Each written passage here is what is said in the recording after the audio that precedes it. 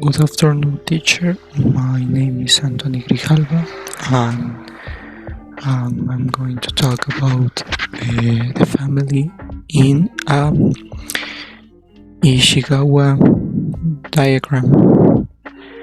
When it comes to family problems, there are a few main causes. One is differences in beliefs or values among family members. When parents and children have very contrasting worldviews or ideas about politics, religion, or ethics, this can definitely lead to conflicts. Another cause is major life changes, things like a new baby, kids growing into teenagers, divorce, or job loss.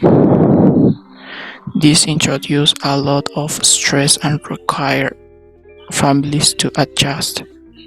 Addictions and issues like gambling, drugs, or bullying behaviors also severely hurt relationships and stability. And finally, external tragedies like death, disaster, or illness bring grief, depression, and financial burdens that strain families. The effects of these family problems are quite damaging as well.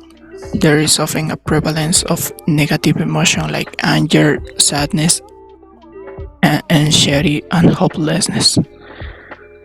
Family members may isolate from each other, avoiding communication and contact.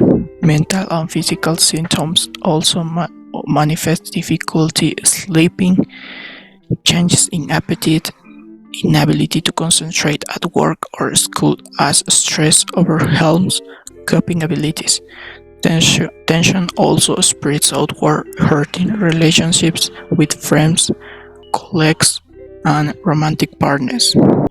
In terms of overcoming family challenges, some key things are openly communicating, allowing acceptance of differences, spending enjoyable quality time together, planning coordinated responses.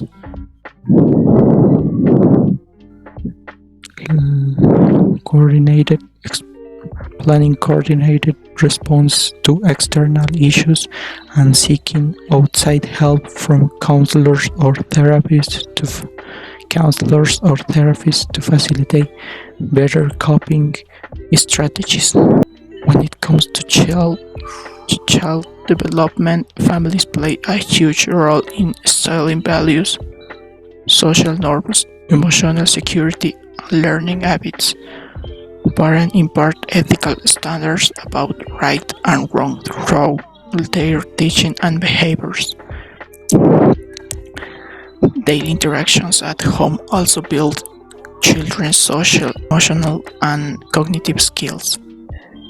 Additionally, families act as primary agents of socialization, conveying societal and cultural norms, meeting children's needs and building trust helps them feel safe to explore and learn. And involvement of parents and family members in education signals that learning matters, enriching home environments, enjoyable academics activities, role modeling reading and education pursuits, and maintaining positive conversation about progress and goals keeps children engaged and motivated to continually learn and grow. And now we're going to talk about the school and work in a problem tree diagram. Looking at the causes of child labor, the main one is poverty. Low family incomes often force children into jobs simply to earn money and contribute financially. Another cause tied to poverty is lack of decent work for parents. Unemployment and insecure jobs means families rely on children to fill that gap. Even if school enrollment itself is free, ancillary costs like uniforms, books, and transport creates barriers for families as well. And finally, in rural areas, cultural norms make children working from young age widely accepted practice. In terms of how these jobs impact learning and achievement, there are very detrimental effects. Exhaustion and worry over work prevent students from being able to concentrate on studies. Missing classes and falling behind on homework makes catching up increasingly hard.